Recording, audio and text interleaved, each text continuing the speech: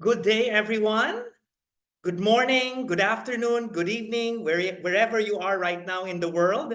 It's good evening from me here in Singapore. And thank you very much for joining us in this very important and timely webinar.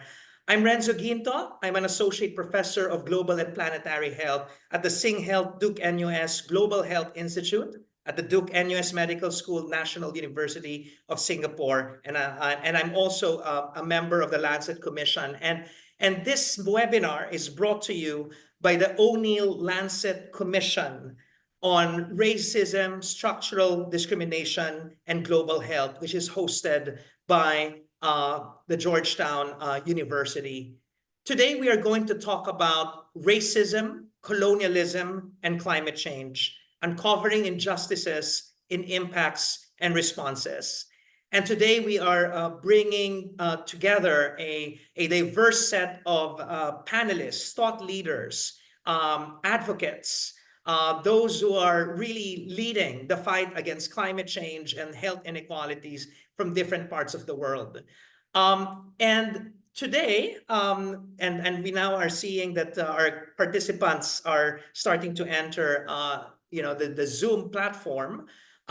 We will be hearing from our experts first, our panelists, and then it will be followed by a conversation. And we hope that our participants joining us from different parts of the world will ask questions, share their comments, and share their stories in relation to the topic of these convening. And you have the Q&A box for your questions and comments. And later on, we will be reading them and we'll make sure that you are part of the conversation.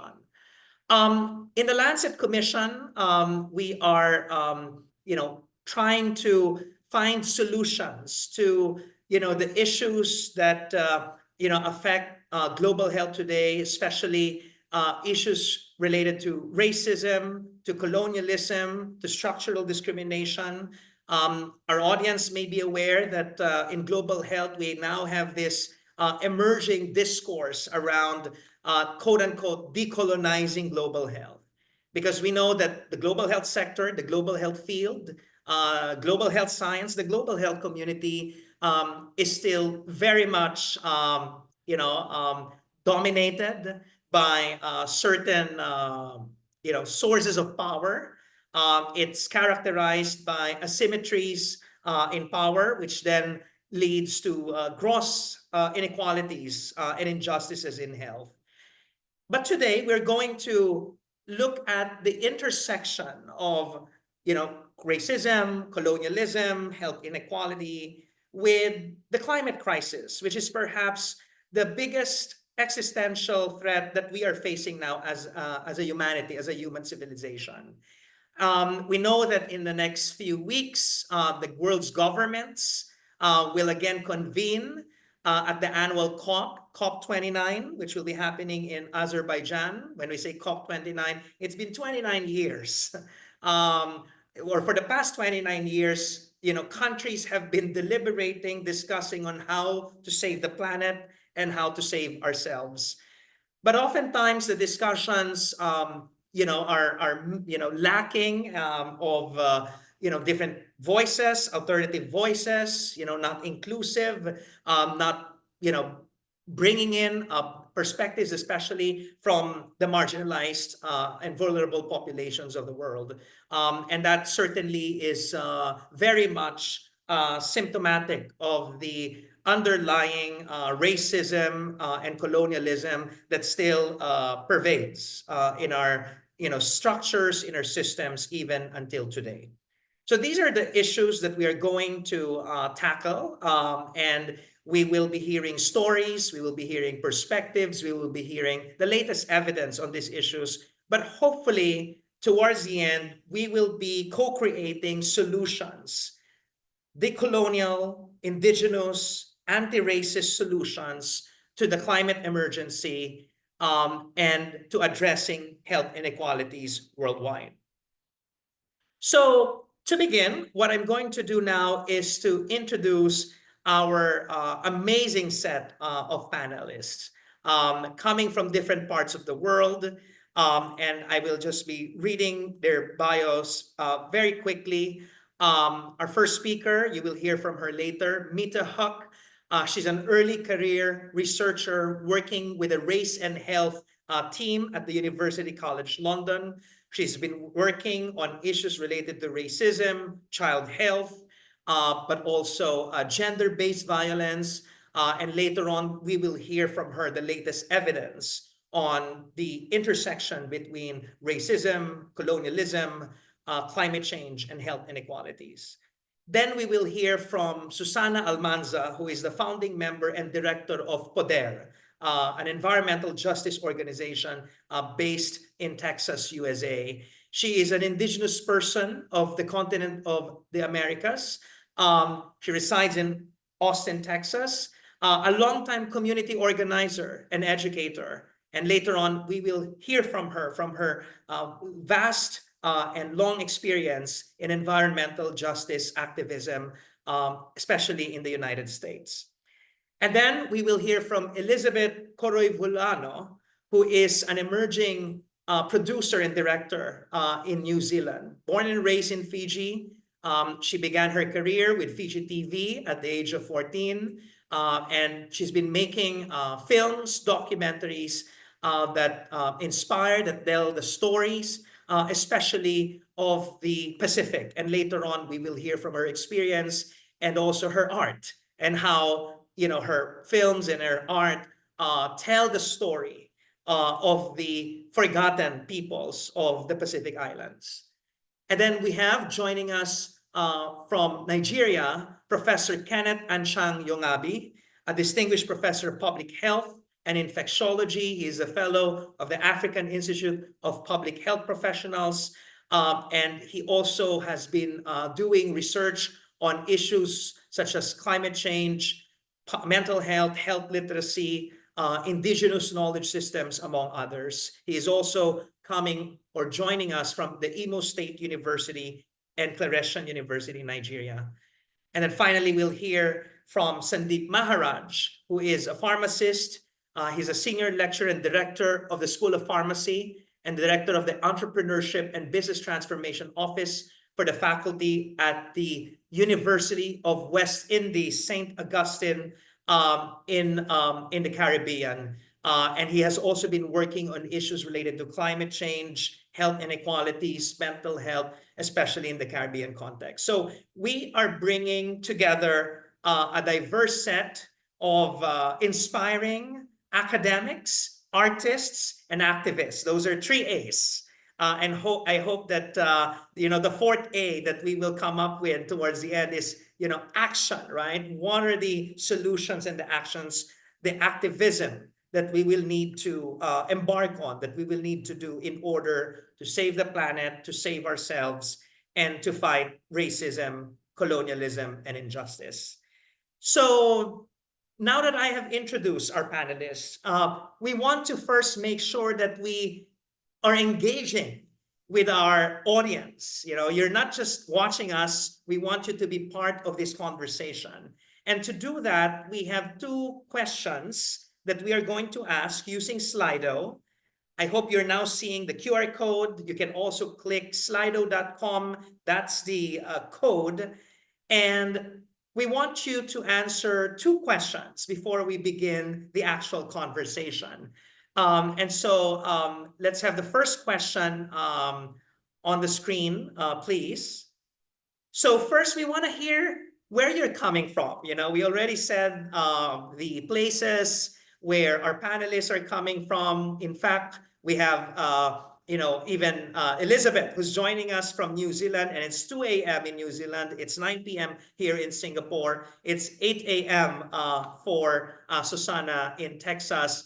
But how about you, our participants, our friends and colleagues and comrades from around the world? Where are you coming from? We would love to hear. And I'm seeing the different cities and the towns now in the word cloud. We have some cities in the States. Good morning to you. We have colleagues from DC, of course, because this webinar is brought to you by the O'Neill Institute for global and national law, health law based at Georgetown University. We have some colleagues from Trinidad, for sure, friends of Sandeep, and colleagues from the University of West Indies. But we also have friends from Europe.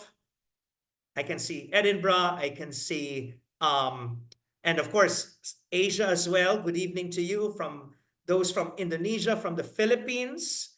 Magandang gabi sa inyong lahat. From Singapore, where I am located now. Okay. Some friends from Africa as well. I think I saw South Africa. Okay. So thank you for joining us. And I hope that later on during the Q&A session, you will be sharing your questions, stories, perspectives. We will try to cover them all. We have an hour and a half for this webinar. And by the way, just to remind us all, I'm sure you've already seen it, this session is being recorded because we want to make sure that one, it's on our YouTube channel, and two, those who couldn't make it in this session can still watch this important conversation. We want as many people as possible to hear what we're going to talk about, the key messages, and of course, again, the solutions, the actions. So thank you very much to those who answered this first question. And we're a global family. It's great to see that we have participants from different corners of the world. Now let's answer the second question. What is the first word that comes to your mind when you think about the topic of today's webinar?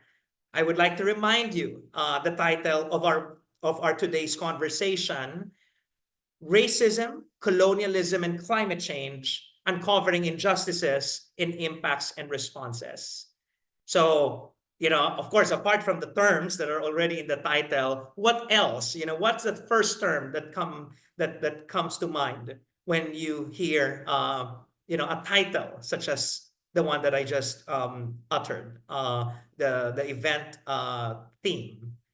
So inequity and injustice are now tied. They're the biggest word so far in the word cloud. Capitalism, reparations. Okay, I'm seeing intersection, human rights, lack of inclusion, helplessness. But of course, I'm seeing some positive words like hope. Okay, but also imperialism and oppression, accountability, commitment, systems, developed countries versus low and middle income countries, the North-South divide, sovereignty, intersecting vulnerability. Okay. So thank you very much for sharing the words that are now percolating in your minds as you begin reflecting on the theme of today's webinar. And I hope that, one, we will be able to cover all these terms, all these concepts, all these ideas. But number two, hopefully we will also be able to, again, come up with solutions to many of the problems, the issues, the challenges that are enumerated in this slide. So thank you very much. And we'll keep a record of the terms that we have seen here, because hopefully when we ask you later another question, then hopefully we will see some progression, right, and improvement in terms of our understanding of the challenges, the topics that we will be discussing today. So now let's proceed with our conversation. And again, as I've mentioned, we will begin with an initial round of around 5 minutes opening statements from our panelists. And then I will continue with some follow-up questions. I will also be asking our panelists to react to one another. And then we will open the floor also for your questions.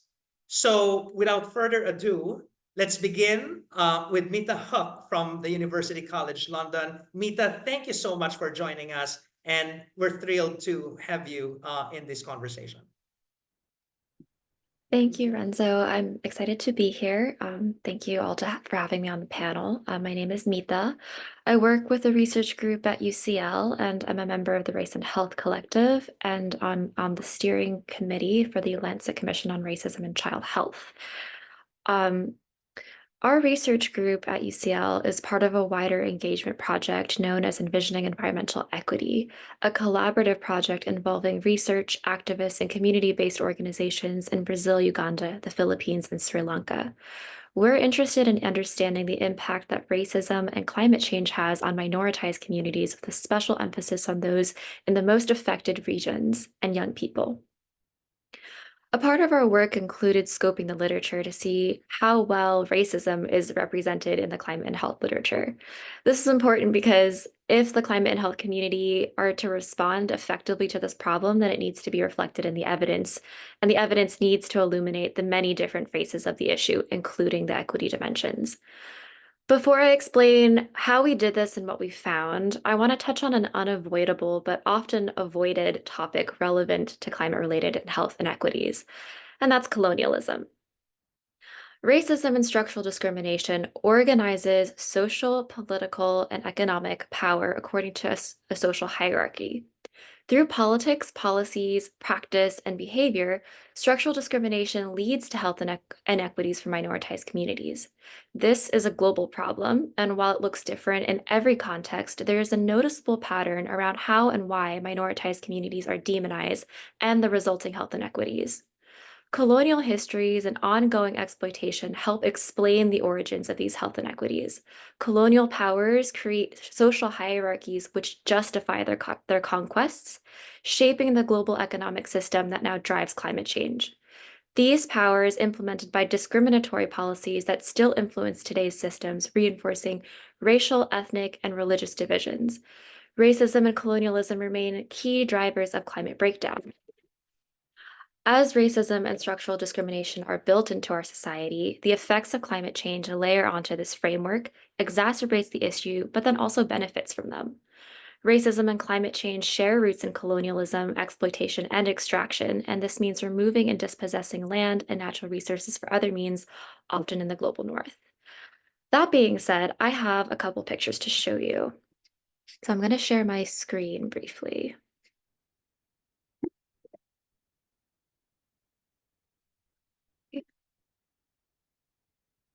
Can you see this, friends? If you can give me a nod. Okay. So I want to first touch on unequal responsibility. Important to recognize that not everyone is equally responsible for climate change. Capitalism helps us explain why.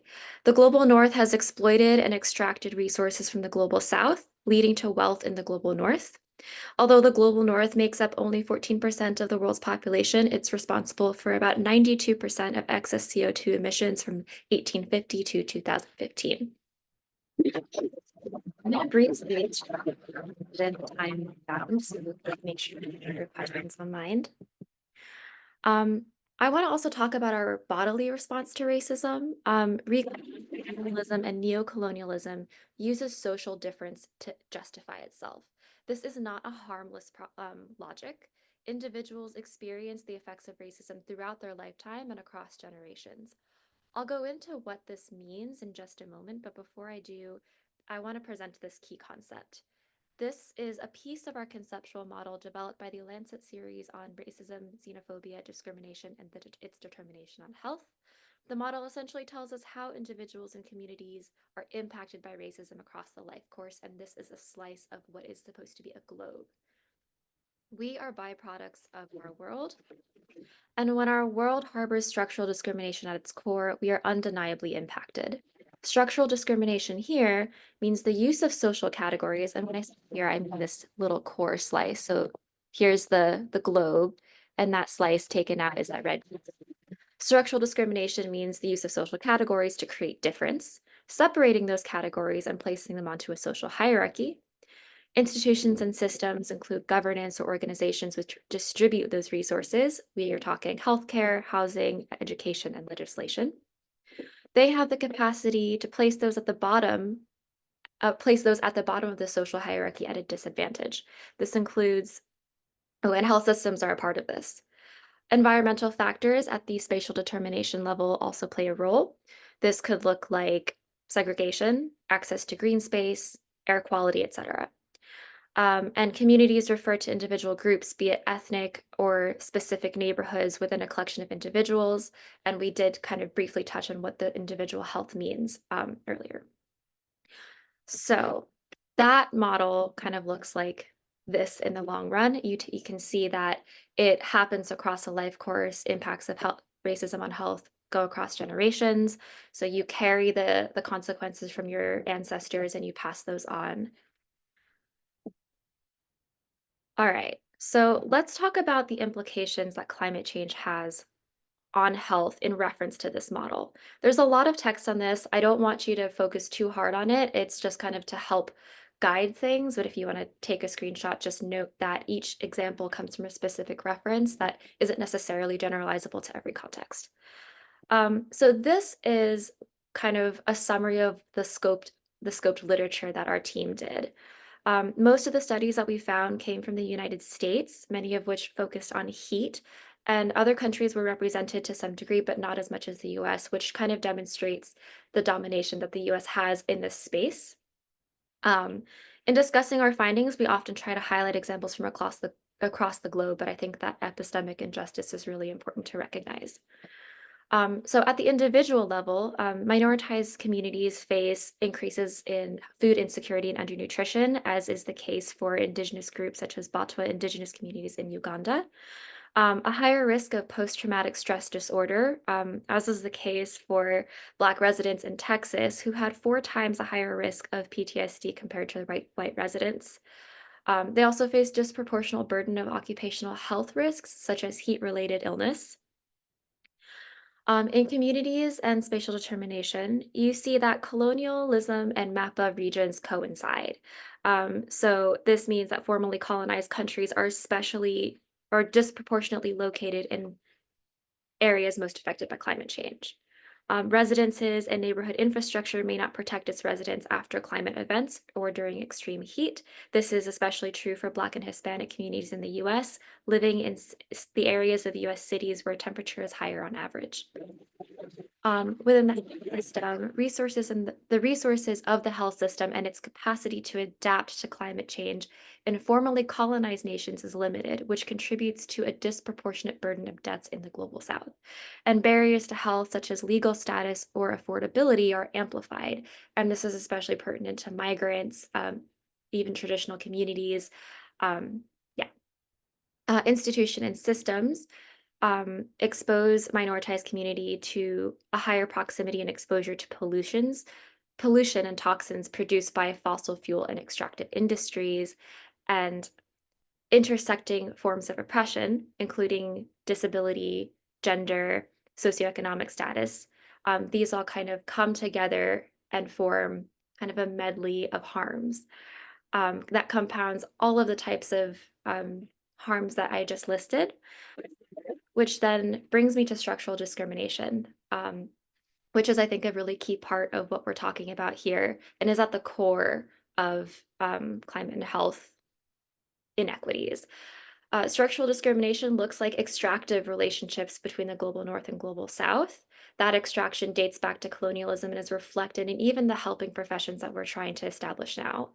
These social hierarchies, which are created and reinforced, separated again to justify that extractive relationship, and tokenism and performity in climate action, when institutions or organizations or corporations want to say that they are participating and that they're helping often the global south, um, it is not necessarily taken all the way or embodied in the way that it needs to be. So that is it, the kind of individual kind of health related tier. I just want to zoom out for a second and talk a little bit about just where these health burdens fall. These maps demonstrate how health outcomes are unevenly burdened, particularly by countries along the west coast of the African continent.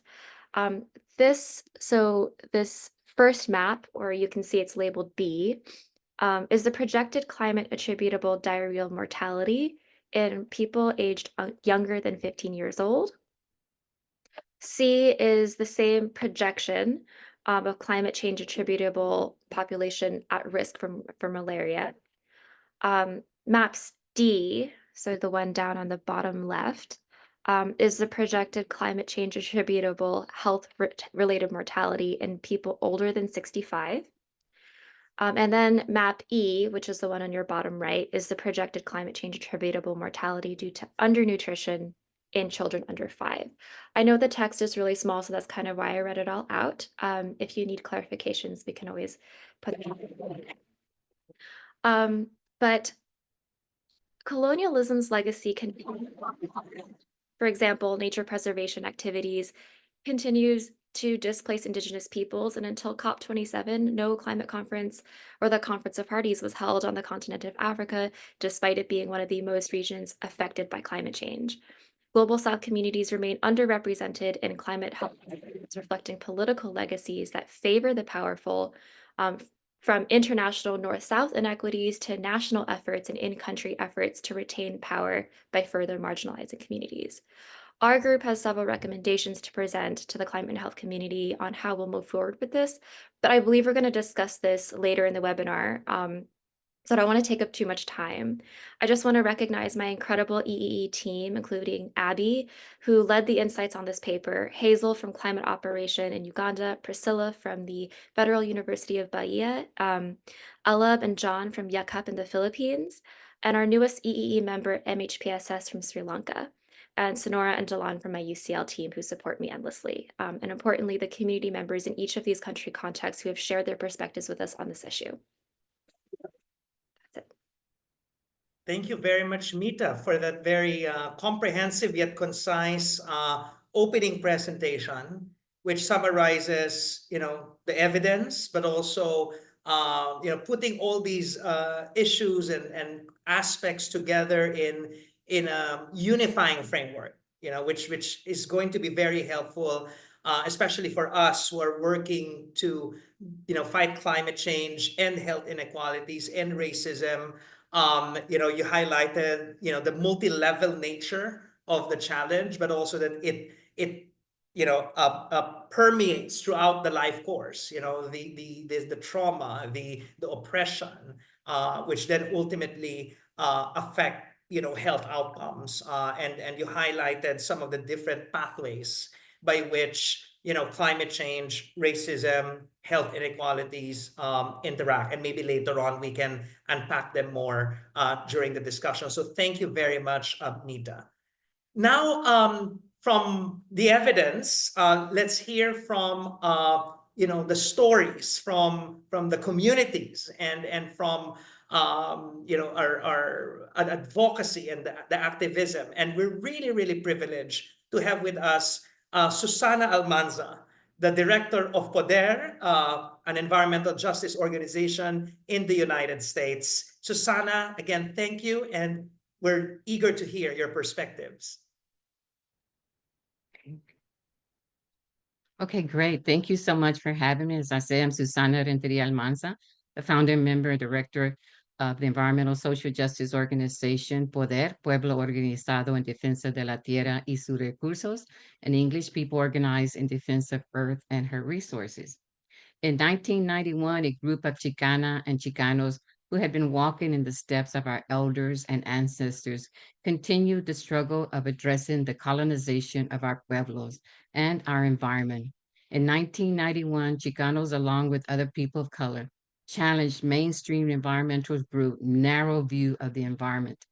These Chicanos were instrumental, along with other people of color, in redefining what was truly the environment. As Indigenous people of this continent, we always understood and honored our Mother Earth. We understood that nature kind and humankind were interwoven, interlocked, and could not be separated. We knew that the environment embodies where we live, work, play, and pray. For this new revolution was to address environmental racism and transition to the environmental justice movement. Poder became an affiliate member of the Southwest Network for Environmental and Economic Justice, SNEEJ, a multi-issue, multi-ethnic, multi-state network that covered Arizona, California, New Mexico, Colorado, and Texas, and geographically speaking, the nation of Islam. We joined the Indigenous Environmental Network, the Southern Organizing Committee for Economic and Social Justice, and the Asian Pacific Network, APEN. Together, we organized the first National People of Color Environmental Leadership Summit in October 1991 to build a multiracial grassroots movement around environmental justice. Summit delegates adopted the historic 17 principles of environmental justice. The environmental justice movement was instrumental in the 1994 passage of President Bill Clinton's Executive Order 12898 on environmental justice, the inclusion of grassroots representatives at the federal level, and the coverage of their flight, lodging, and meals. For those that didn't remember, when you went to Congress, you had to pay for your meals, your flight. We never low-income people of color and the frontline communities couldn't afford to be at the table. So the environmental justice movement forced and requested that the federal government give us a seat at the table and pay our flight, our lodging, and our meals. We helped create the environmental justice offices at the state level and the creation of the first National Environmental Justice Advisory Council, and more recently, the White House Environmental Justice Advisory Council, and went on to get the Justice 40 initiative and much more. The EJ movement challenged NAFTA, fair trade agreements, mining on indigenous lands, pipelines, federal permits for polluting industries, and so much more. Heading back to Austin, in 1928, the city of Austin's master plan designated East Austin as an area where all industries, African Americans and Mexican American communities would relocate and reside. Prior to that, African Americans and Mexican American communities lived throughout Austin. And I have to say that these master plans were created throughout the whole United States, not just here in Austin, Texas, but throughout the whole United States. Although Austin has an image of a progressive city, poor race relations are at the heart of many issues. For instance, Austin was the only metropolitan city that had an at-large elections for city council members. We did not have district wards or smaller units of representation on the city council. In the 1960s, there was a gentleman's agreement that designated one city council seat for African American and one for Mexican American. These representatives were chosen by whites. On November the 6th, 2012, Austin residents voted and approved 10 single-member districts with the mayor at large. History was made. Austin zoning and land use is a code.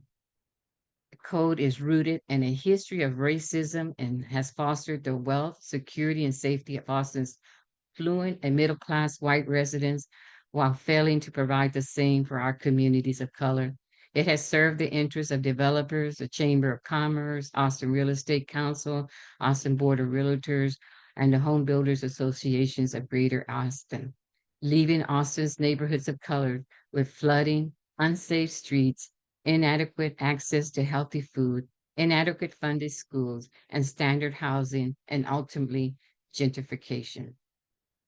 For more than 35 years, East Austin residents lived next to several bulk fuel storage tank facilities known as a tank farm that devastated the land of our community.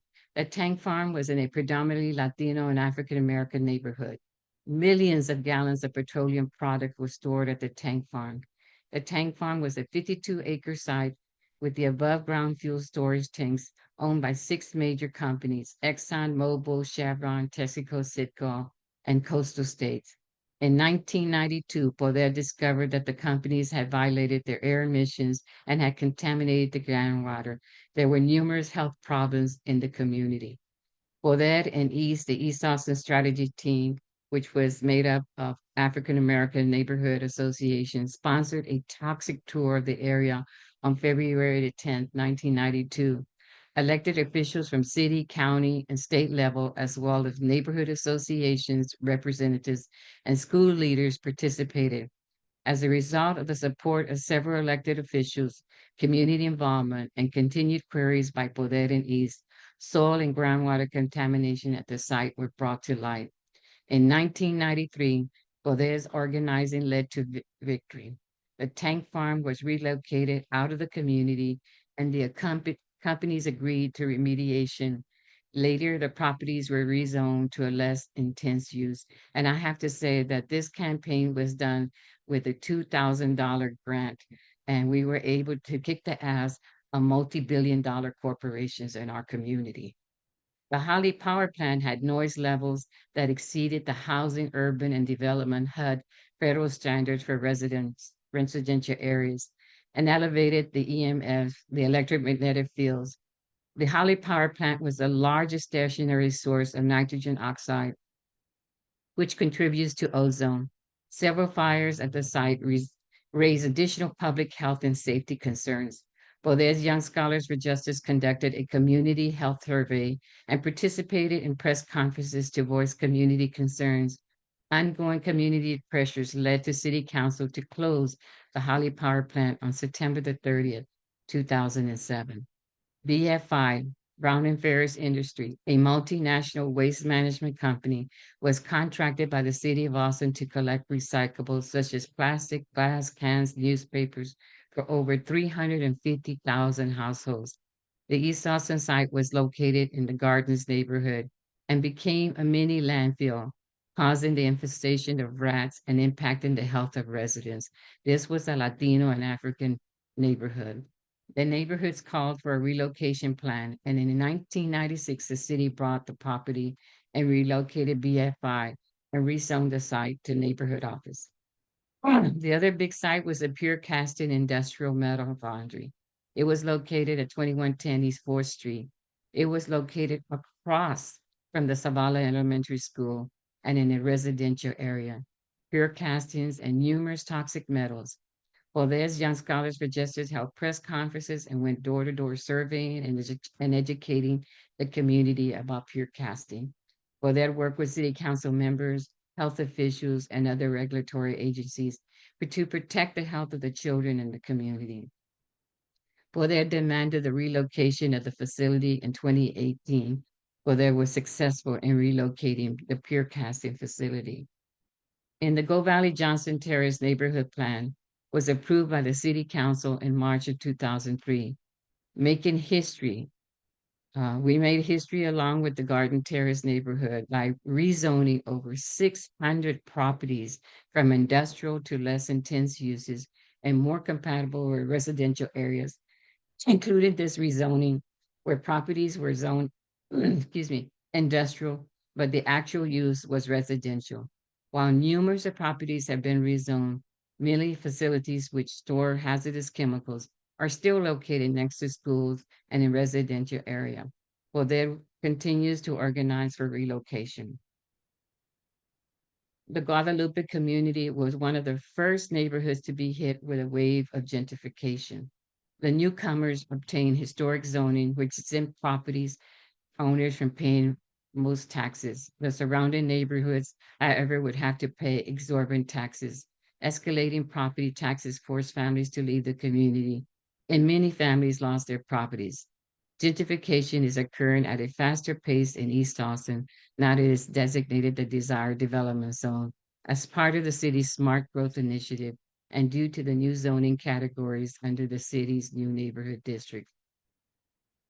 So Bodez Young Scholars for Justice participants participated in cleanup at the Oak Springs.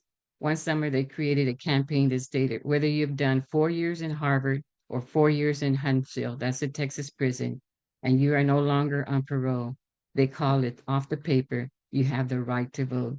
They educated formerly incarcerated individuals that have the right to vote. So we continue a lot of our indigenous campaigns and stuff. But I also want to talk a little bit about the climate justice framework. The climate justice framework does not reduce the climate crisis to a puzzle simply focused on counting carbons. Grassroots community-led movements around the world look across the economy at the exploitation of land, labor, and living systems, at the erosion of seed, soil, story, and spirit, and seek to lift up real solutions around us every day, from indigenous traditional knowledge, food sovereignty, decommodification of land, healthcare, and housing, to abolishing the military-industrial complex. From just transition and energy democracy, where democratized, decentralized, detoxified, and decarbonized energy powers our lives, to transformative justice, where we respond to violence and trauma with compassion and help, not policing, punishment, or prisons. Thank you. Thank you so much, Susana, for your powerful testimony, for those stories that you shared with us, stories of struggle, stories of victories. You know, you highlighted the importance really of organizing and coming together. And later on, I would like to, you know, unpack that more, especially that, you know, all of us are watching at the United States as history and perhaps a tipping point is about to unfold in your country. And so I would love to hear your perspectives, but also maybe our participants do have questions and thoughts regarding what's happening in the States, which also will have definitely implications for us in the rest of the world. So thank you, Susana, for your message and your story. So now, from the United States, we will go back to, or we will forward, I don't know, we will move forward in time because it's 2 a.m. now in New Zealand.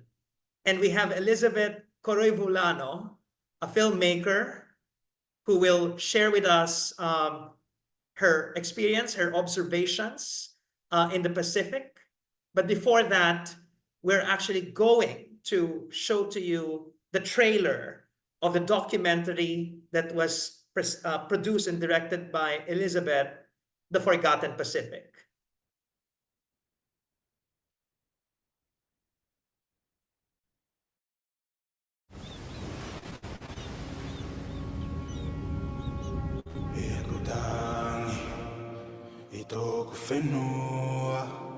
I remember so clearly the moment I learned about climate change.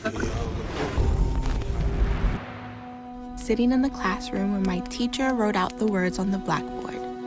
Carbon emissions are being trapped, it's warming our planet, sea levels are rising, which means islands would be gone within your generation, he said.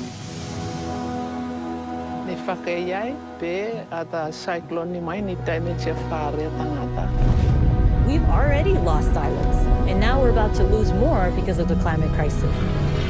No one wants to walk out the house because they feel like someone might be dead. The Marshall Islands contribute 0.0007% of the world's global emissions.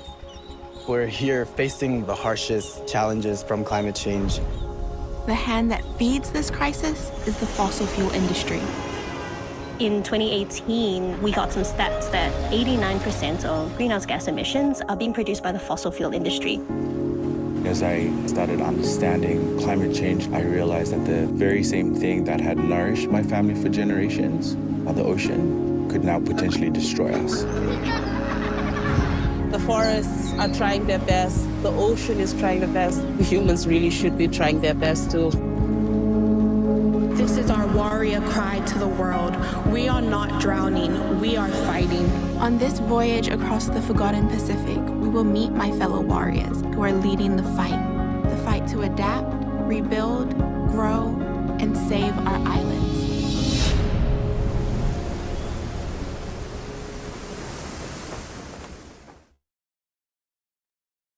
Now let's hear from the director of The Forgotten Pacific, Elizabeth Coroivulano. Thank you so much for joining us. We're eager to hear your story. Good morning, everybody, and thank you for having me on the panel. Bulabinaka, my name is Elizabeth. I am a Fijian filmmaker based out of Auckland, New Zealand. In September, I released my first feature called The Forgotten Pacific.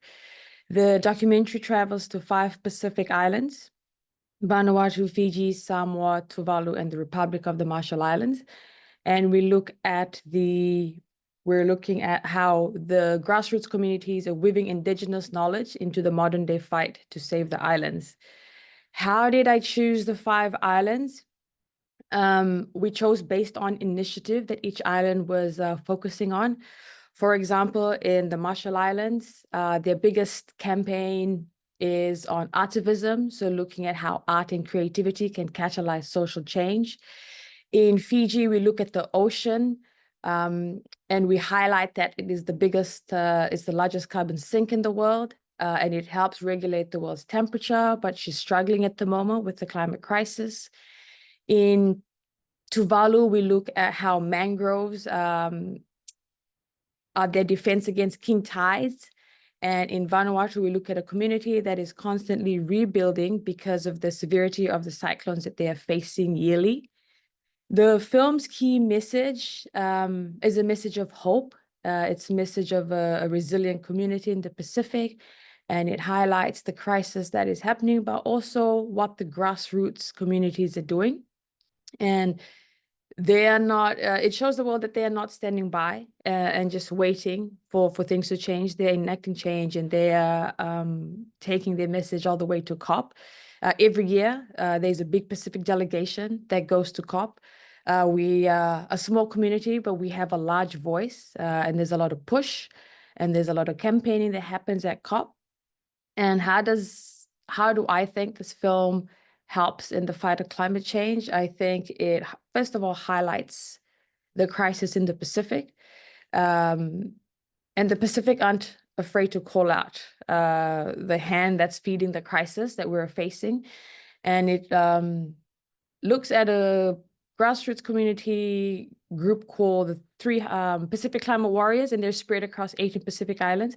And now they're in New Zealand, Australia, and the US, looking at the Pacific communities there and how we can all kind of come together to get the message of saving the Pacific out into the world.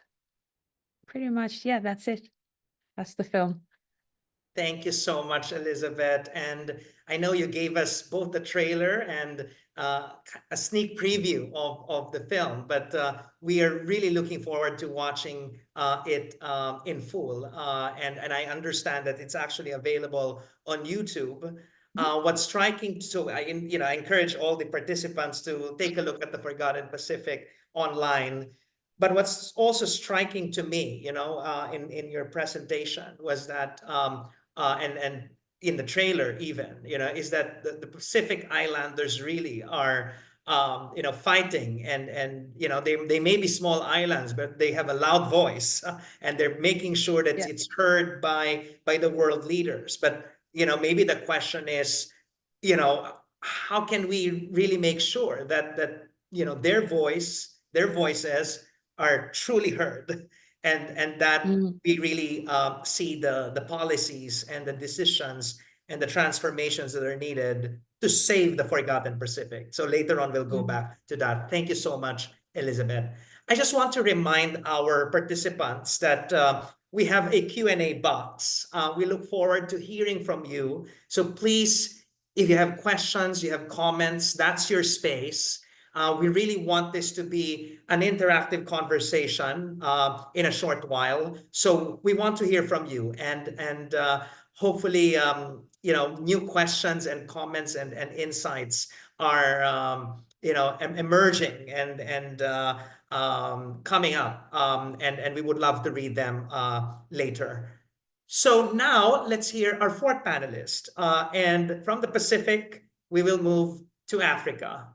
And we're joined here by Kenneth Anchang Yungabi. Professor Yungabi, thank you for joining us. And please tell us the story of Africa and also your work in fighting climate, health inequalities, and racism. Over to you, Kenneth. Thank you very much, Renzo, and the team that is out there, and to all panelists and, of course, participants. I would like to share stories coming from Africa, but I want to take us but I'm going to introduce myself because I think Renzo has done a very good job introducing us, so not much time on that. Of course, I'm a professor of public health, and I work in Nigeria at Imo State University, and of course also Clarishan University, where I'm actually leading the health sciences department and a center for promoting indigenous knowledge, which is the only university center of excellence for promoting indigenous knowledge and wisdom. But I want to take on the topic, racism, colonialism, you know, uncovering injustices in the climate space in terms of how do we respond to the impact. But I want us to reflect. Can you imagine a world? Just imagine that at the point of creation of the world, that we never had migration. Australia remained Australia, America remained America, African remains African, Asia, Asia. Just imagine that there was no transatlantic movement, no trans-Pacific movement. Now, and we all grew up in our various distinctive spaces. And then we came up to realize and discover ourselves. Now, the question I throw back to you, if you can reflect very carefully, would there be racism? Would there be colonialism? That's the thing. Now, just imagine that. Now, colonialism and racism began because of what? Migration. Now, if Christopher Columbus did not go to the US or Vasco da Gama to discover the world, should we be talking about racism? Should we be talking about colonialism? Definitely no. And if we were to be in that space and we grew up together to realize ourselves where we are, and we come to a dining table to share a cake, a piece of cake, I guess there will be equality and there will be equity, because we're going to speak from our various distinctive strengths emanating from our regions because we grew up together. So what I'm trying to say in this particular story is that because of migration, because of that movement, some people were captured and some lived in captivity. And that was the beginning or the genesis of inequality. So we need to look at that conceptual framework. And just imagine, should we be able to say that there would be a world ever where there's absolutely zero racism, absolutely zero colonialization or colonialism? Should we think about that? Certainly not in our lifetime, because there will always be what I will borrow from the medical world, subliminal or suboptimal racism, suboptimal colonialism will always be there. But what we're trying to do in this space, and I think that's what Georgetown University and the group Renzo is leading, is to look at how do we reduce that gap to the barest minimum. That's basically that. But certainly not, because I mean, in biological sciences, we have disease, we have genetic racism. We have genetic colonialism as well, where some certain diseases are, you know, prone to enjoy the melanin of the body. So this is something we need to know. Now, and I would liken this to biological sciences again and the study of immunology. Now, because of the fact that certain people were colonized, and because of the fact that certain races were discovered by another race, there will always be scars. And why am I saying immunology? There will always be some antibodies that reflect memories, the IgG, the immunoglobulin G, the gamma immunoglobulins, which means that there's a memory. That historical memory instigates and ignites the pain. And that's the fact about it. We are humans, we must understand this fact. So what I'm saying is all the efforts we are trying to put now is to be able to reduce that to the barest minimum in order to bring equality and equity. Now, the story of Africa, it was in the 18th century where the Europeans came to Africa and partitioned Africa into different portions. But then Africans were living as kingdoms themselves. You could hear of the Ashanti Kingdom in Ghana. You hear of the Benin Kingdom in Nigeria, the Buganda Kingdom in Uganda. So these kingdoms were there. You could hear of empires like the Haile Selassie of Ethiopia, the Sumanguru, the Songhai, the Timbuktu. They had their indigenous culture. These were original fabrics that were unperturbed until colonialization came in that 18th century, when the Europeans sat down together and said, let's partition this continent and give it to Europeans to rule. And that's where the cultural distortion began. Now, when the Germans were defeated in the war in that 1884, what happened? Because it was 1884 when Otto von Bismarck came to discover Africa. And if you look at the names of the countries of Africa, there are Europeans. For example, I will take, for example, Cameroon. Cameroon was named after the Portuguese Cameros. Now, based on what? They saw a river, and the river of prawns and all that. Nigeria from the river Niger. So all these names were names, European names. Now, if these countries still exist together today with the European names, how do you expect that colonialism and racism will be deleted from the DNA? Certainly a joke. So that's the story. So when this was done, there was distortion of indigenous culture. Now, in Africa, there is the culture of indigenous knowledge, indigenous medicine, and indigenous way of living, which was spiritual, which was inseparable from nature. Now, they had means of being able to dictate that there will be a rainfall. They have the indigenous indicators. They had, I mean, we have cultures in Africa, and I wouldn't want to delve into detail of that, where they will use bees as indicators to find where there is clean water. They had indigenous knowledge to prepare for an emergency preparedness in terms of heavy rains and heat and floods. They had all that. But the Europeans and the colonial masters said, no, this is bad. There is no science in it. So this is voodoo. This is skeptical, and there's no proof of concept. So they superimposed that with the Eurocentric knowledge. And what happens? Now, they were now funding this particular knowledge.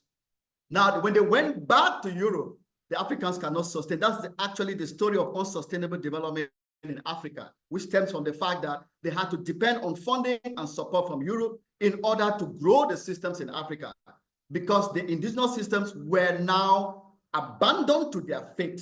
And that is the problem that occurs right now in the space of climate change.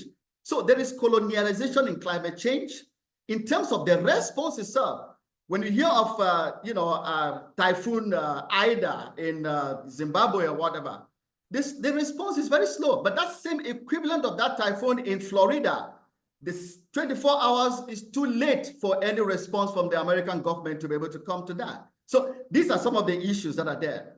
So now you won't believe it. Civilization started in Africa, within the banks of the River Nile. The first writing in the world, the hieroglyphics, started from Africa, in Egypt, but they were abandoned to their fate because there was no scientific evidence. They were following a Eurocentric approach in order to validate, but forgetting that there are indigenous validation instruments and tools in order for sustainable independent development. And these things were not there. So what I'm saying in the climate change space, unless we go back to revisit indigenous knowledge on emergency preparedness, even in understanding, and I'll give you one example.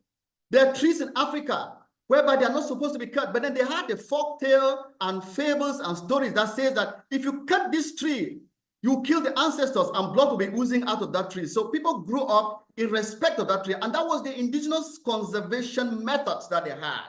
But then the whites said, no, the Europeans said, no, that's not the way it's supposed to be. What is the essence?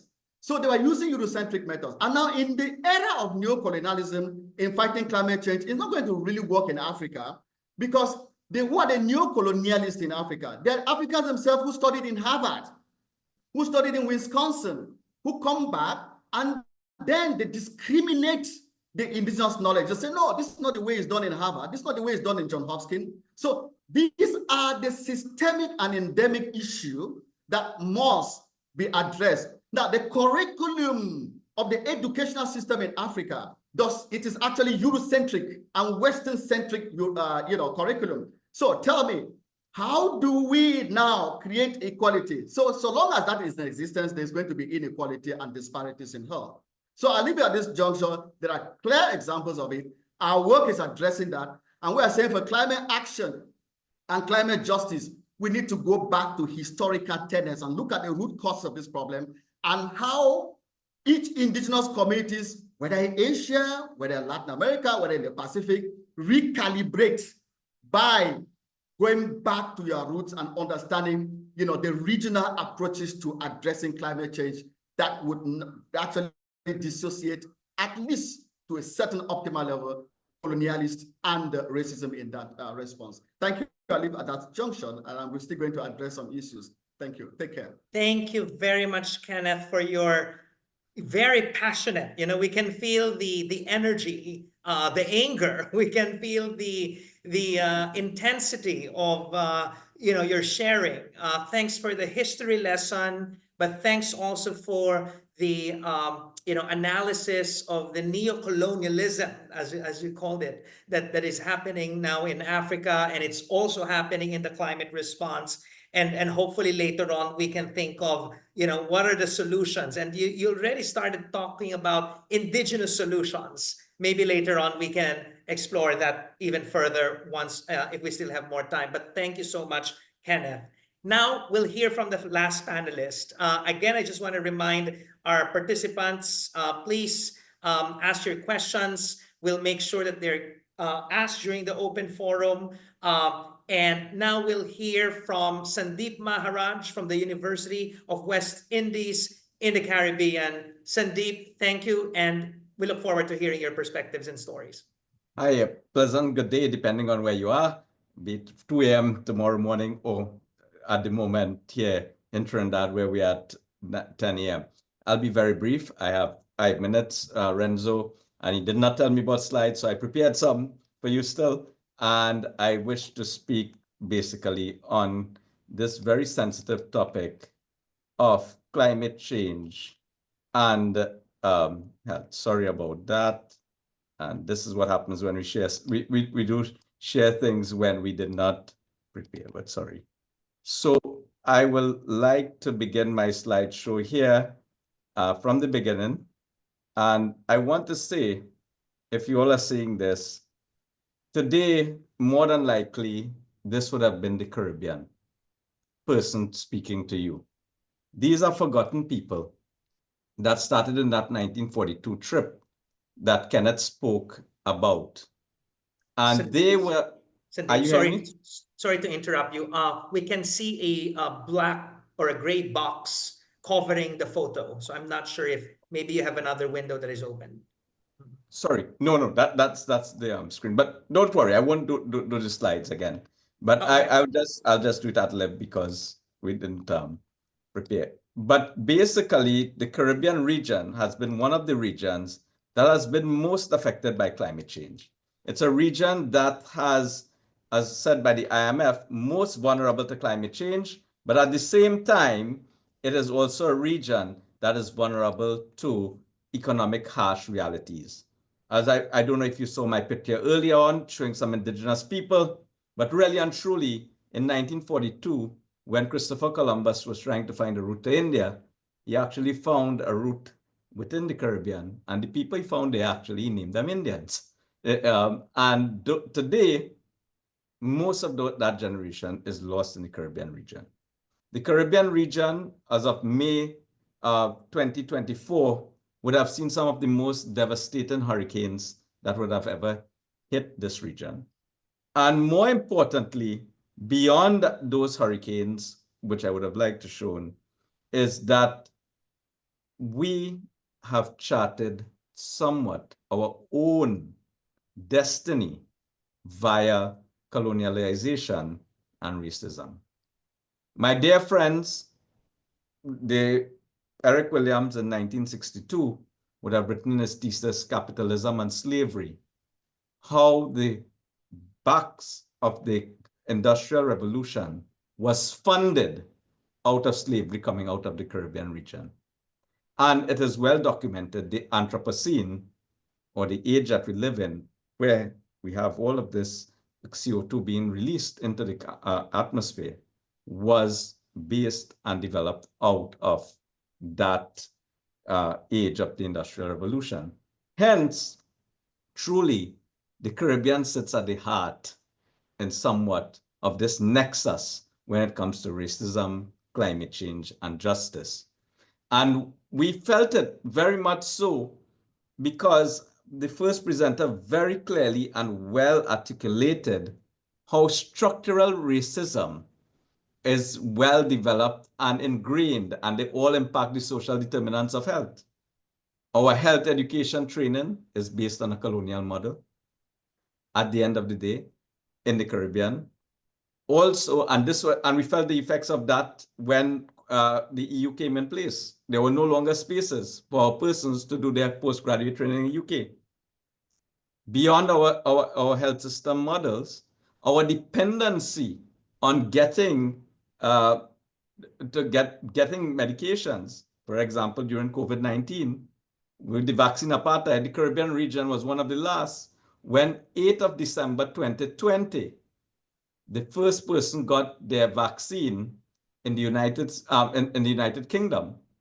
The Caribbean got its first delivery of vaccines via donation from India on the 21st of February 2021. Almost 2 months later, we did not even have the ability to utilize our own capital to deal with our own health status. My dear friends, this is the reality of what structural systems can have.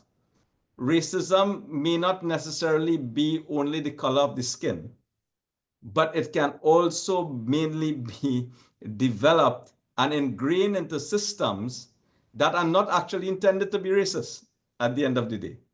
So we really need to look deeper. I mean, I'm looking forward to your questions. I had a lot more to share, but I'm looking at time as well here today. But finally, I would like to state that the positive side of all of this, it gives us the opportunity to open our eyes to where the inequities lie and how we can innovate, create, and recreate a better tomorrow that will try to deal with these inequities and bring them to scale.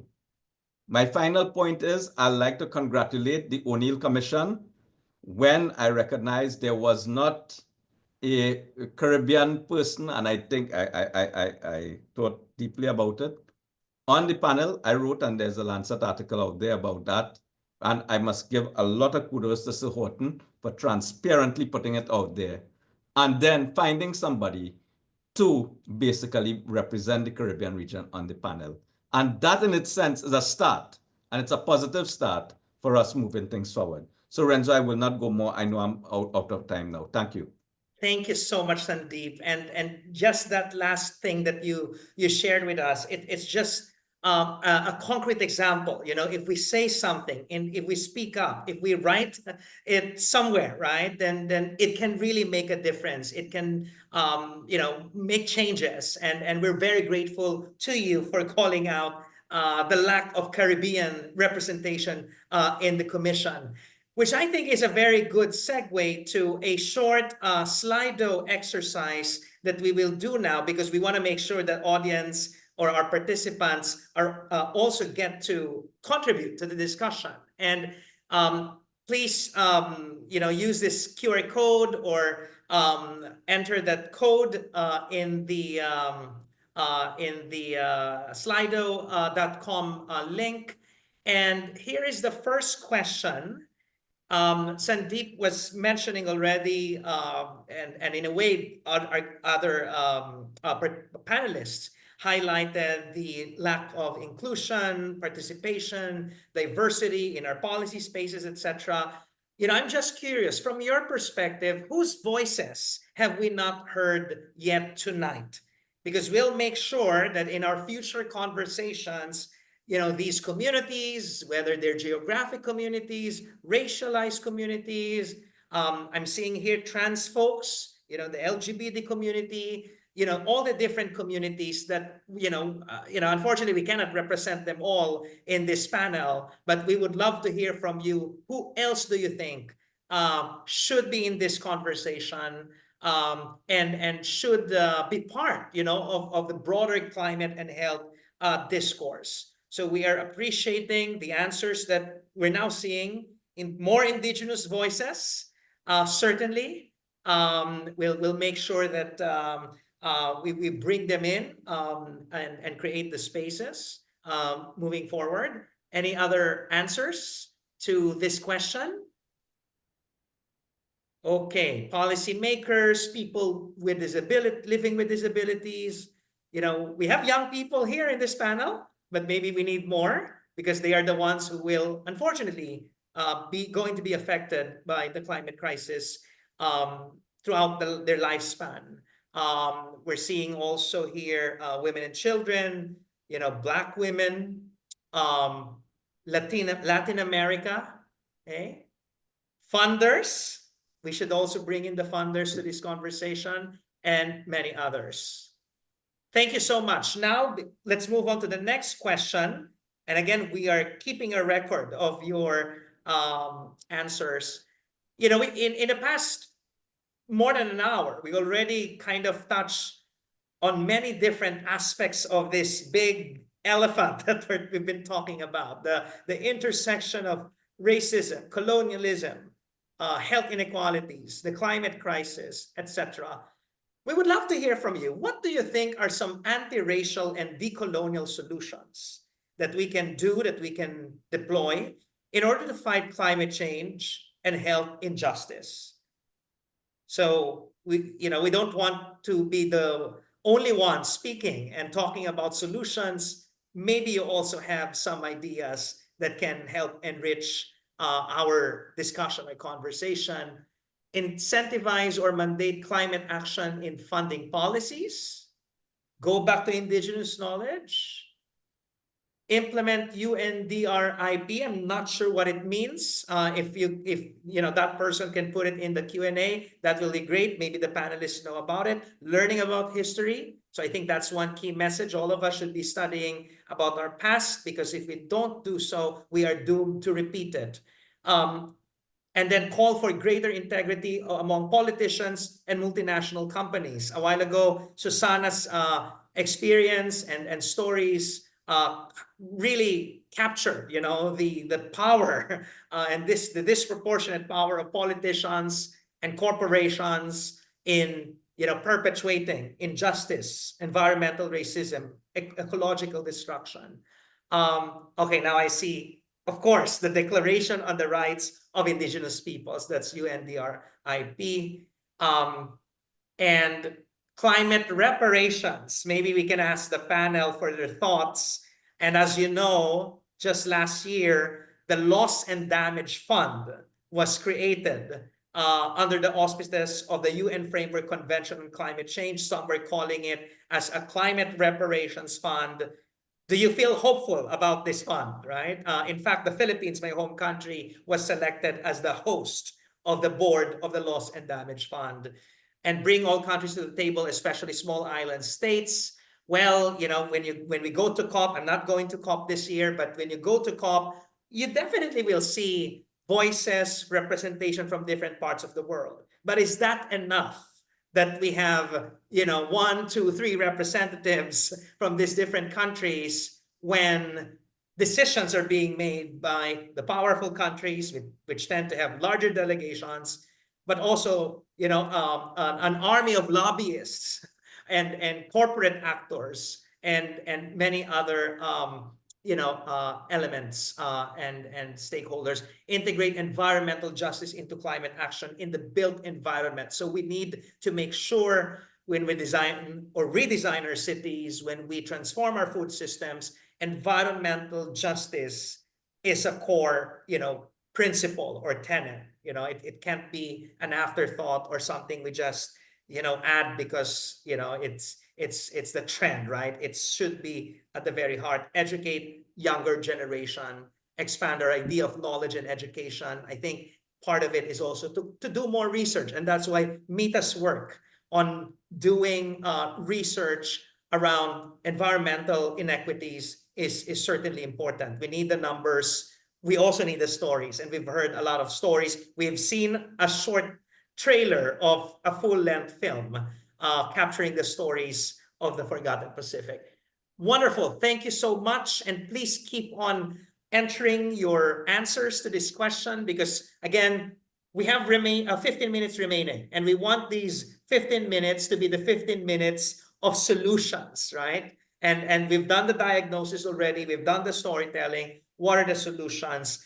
And maybe let's start, with COP29, right? It's coming in a few weeks' time. I mentioned the loss and damage fund. Is it the appropriate and acceptable form of quote unquote reparations for the damage and the losses already experienced by developing countries, by the global south, due to the emissions coming from the global north? Are you hopeful with the upcoming COP negotiations? It's interesting. Even the COP29 has not even happened yet, and people are now preparing for COP30 in Brazil, maybe COP31, which will be jointly hosted by Australia and the Pacific. So do we need to keep on counting COPs and delay true climate action? In fact, we have one question also regarding COP here. Anyone who would like to take a stab? Comments on the climate negotiations? Sandeep, please. Yeah, no, I mean, reparations and quantification of reparations will always be a major issue. And really and truly, I think one of the biggest things that COP needs to focus on is how do we innovate ourselves out of this problem? Because it's a major problem. And we all know the big issue is changing of lifestyle, reduction of CO2, but also bringing equity to the table. And the way to deal with big problems are really by innovative solutions. Because in economics, sometime back when I was a student, although a pharmacist, we always learned that humans want to always consume more or be better off than they were previously. So really controlling consumption is very difficult. And the best way to deal with that is via innovation. So I really do think one of the big agendas beside reparations, I think those are important, and we need to correct wrongs that happened. But how do we correct them and make them most meaningful is a discussion for elsewhere. But what I would clearly state is that we need to also put the innovative response on the table to get us moving forward and moving quickly. Thanks, Renzo. Thank you, Sandeep. There's a comment here. If we want to talk about innovations, we need to have corporations to be part of the table of discussion. And although you mentioned also that we need to get out of this system, right? And that's innovation, right? Thinking out of the box. How can we escape from this toxic system that we created for ourselves? The economic system, the political system, rooted in those, that historical colonialism that maybe it has evolved into new forms of colonialism. A while ago, there was a comment on capitalism. I wonder if we have other colleagues here who would like to comment on these issues. I know, Susana, you told us a lot of stories, some successes, some setbacks or failures, the influence of corporations in the States and government as well. And maybe this is a way to connect the discussion to what is about to happen next week, right? Or in 2 weeks' time, the elections in the States. Are you hopeful? What do you see is the future of environmental activism in America and the world? Yeah, I think that we're in a real crisis because we saw when former President Trump was elected, how he rolled back all of the environmental policies, how he impacted all the health care that could be available. And basically what he did was making sure that the poor and majority people of color continue to suffer, but he also had a very racist ideology. He was always attacking whether it was Latinos, Haitians, African American, there was a constant barrage of hate in his whole ideology. And so, yes, we are a very scary crisis time because U.S. always talks about dictatorships in other countries and what has happened. And yet we have someone who is actually in that role who wants to become a dictator if elected. And so when we look at how President Trump, former President Trump is running, and how it would be so much impactful, not just for humanity, but for the whole Mother Earth, for the resources that would bring so much damage that if he's elected, it took us back so far back because not only here, but globally, the policies, all the so-called, fair trades and so much, how that impacted the whole world. And I do, I did want to add that, we talk a lot about gentrification, but gentrification is the new word for colonization. So I want to make that clear that when you hear me say gentrification, I'm really talking about colonization that is happening here in the United States, but all over the world where it's happening also. So yeah, we are on pins and needles because of the elections, and I just can't wait for it to be over. Hopefully, we don't get President Trump elected because of where his stands are on across all issues. But I think that us working to put together a multiracial, multicultural, multi-ethnic world would be greatly impacted by these elections if President Trump was elected. Thank you so much, Susana. And you mentioned the domestic colonization in the form of gentrification, but there's still international or transnational colonialism or colonization happening. Yes. I think we will remiss to not mention all the wars that are still happening in the different parts of the world, notably Gaza, but other regions of the world. And these are also communities that are disproportionately affected by the climate crisis. So it's, in a way, multiple layers of colonialism through military might, but also through carbon emissions and the climate impacts, but also economic, right? I think one of you mentioned also the economic colonization that is still happening today through the policies, the trade agreements, and that keep the poor and that continue to enrich the rich. I just want to read a few more questions here, and there are two related questions. One is how to incorporate the spirituality and indigenous knowledge into climate action. And there's one specific question from the Philippines, which, as we speak, is in the middle of a severe tropical storm. Sana Salceda is actually addressing the question to Elizabeth. Maybe you've seen some indigenous practices in the forgotten Pacific that other archipelagic and island countries like the Philippines can learn from. So I think these two related questions, it's for Elizabeth, but also for Kenneth. Let's have Elizabeth first and then Kenneth. I think I'll use Futuna is a island in Vanuatu. It's a rocky island, about a 600 population. There's no roads, no cars, no tourism, so they kind of walk everywhere. There's about 6 villages, and Vanuatu have faced like severe tropical cyclones. Last year, they had 2 Category 5s within 2 days that ravaged the whole of Vanuatu. And in terms of like the indigenous knowledge that the community of Futuna have been practicing, because of the regularity of these cyclones, they have been preparing their food in advance and putting it into the ground now. So they've been harvesting the food, wrapping it in banana leaves, digging it into the ground so then it can withstand the tropical cyclone.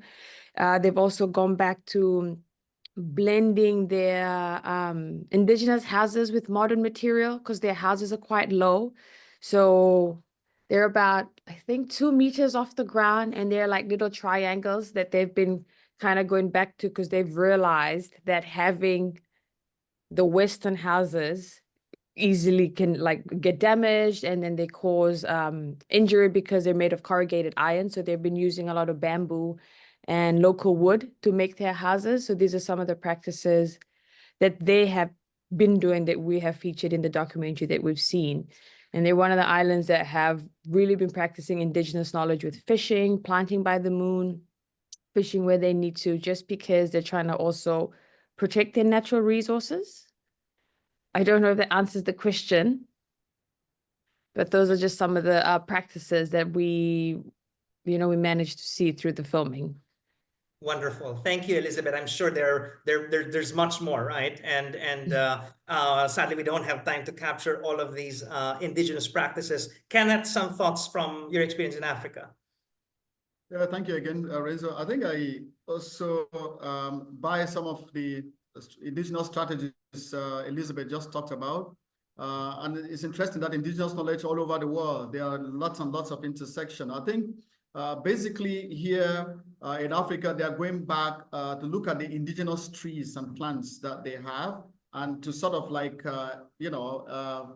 scale up the growth of these indigenous plants because previously some of these plants were actually cut down due to deforestation and excess logging and selling to other countries to buy. So they are going back. And one of such example is eucalyptus. Eucalyptus is not an indigenous tree in Africa. So now they're going back to indigenous trees as well. And then also going back to sustainable agriculture. And then also planting plants that prevent erosion, quite a number of them. We've been able to capture case studies across sub-Saharan Africa where communities are actually growing plants that prevent erosion of the soil and all that. And also indigenous knowledge with respect to growing traditional plants for treating their diseases. So, but the final thought is we've come up with an emergency prepared toolkit for sub-Saharan Africa right now, just about 3 weeks ago, which actually profiles the various indigenous knowledge in flood-prone areas and areas where there's heat elevation and all that stuff, in order to improve their coping strategy and to prepare them for these kinds of events. Yeah, thank you. Thank you so much, Kenneth. I just want to ask Mita a question. You've heard the responses from our participants, potential solutions to fighting racism, climate change, and health inequalities. You've heard some of the issues around global governance, domestic policies, indigenous knowledge systems. What do you think as a researcher is the future research agenda? What are your takeaways? What kinds of research needs to be done, research questions that need to be pursued? How can we do research in a better way, in a way that really walks the talk? Maybe you have some thoughts. There's so much to say on this. I'll start with, we have to address discrimination in the fight for climate change. Or against climate change. We need to foreground anti-racism in climate and health in particular. Solutions have to be grounded in transformative justice and human rights. This means placing the needs and perspectives of those on the margins at the center while focusing on dismantling the systems of power which perpetuate the inequities. For research, it's challenging. I think Kenneth echoed some really important points about the way that research is done, the perspectives that are valued in the research community, and how they believe these things should be unfolded. Oftentimes goes against the grains of what needs to happen, but at the same time dominates the way that we validate and kind of process our bureaucracy and our kind of evidence base. But I'll go on a tangent if I keep talking about that. Research priorities in particular should reflect a transformative approach. Voices and solutions of MAPA, so the most effective peoples and areas, need to take precedence, and their lives and experiences and expertise should guide the research process, ensuring that solutions are both representative and empowering. This involves using transformation, mixed methods research designs that advance critical and emancipatory work. By combining qualitative and quantitative research, researchers can be more inclusive, cross-disciplinary, collaborative, and are better situated to incorporate the insights of MAPA communities who aren't involved in research and face the harshest impacts of climate change. There's also a need to expand the body of literature on how climate change impacts marginalized communities globally. As I said, it's currently mostly the US, and there needs to be adequate evaluative research on the impacts that removing discrimination from climate action and how that can actually impact health. That's kind of a whistle-stop tour of what can be done. Yeah, over to you, Renzo. Yep. In short, we have lots to do still, right? Even in the academic realm, because I understand some of our participants here are from the different universities. So I think that enumeration of things to do that you just gave is certainly very helpful in shaping the future of climate, health, and equity research. You know, it's hard to cover so many different topics, even in an hour-and-a-half session. We need to also let Elizabeth go to bed. It's 3:30 a.m. Thank you so much for your strength and endurance. But of course, thanks to our wonderful panelists, Mita, Susanna, Elizabeth, Kenneth, and Sandeep. Thanks also to our participants who contributed to the discussion, who listened to the conversation. I hope that you were able to draw wisdom and lessons that you can bring to your work in fighting climate change and health inequalities and racism and colonialism. Thanks, of course, to our team at the O'Neill Institute for National and Global Health Law, the Secretariat of the O'Neill Lancet Commission on Racism, Structural Discrimination, and Global Health, for helping us organize this successful webinar. Wow, and thank you again to everybody. Unfortunately, we've colonized the atmosphere. We've also colonized the oceans. I think there was a powerful quote from the trailer of the Forgotten Pacific a while ago. We've colonized peoples. We continue to colonize our communities in many different ways and forms. And now, as Mita has highlighted, we need to center these discussions, these issues in our work on climate and health, and in addressing the pressing health issues that we face both domestically but also internationally, worldwide.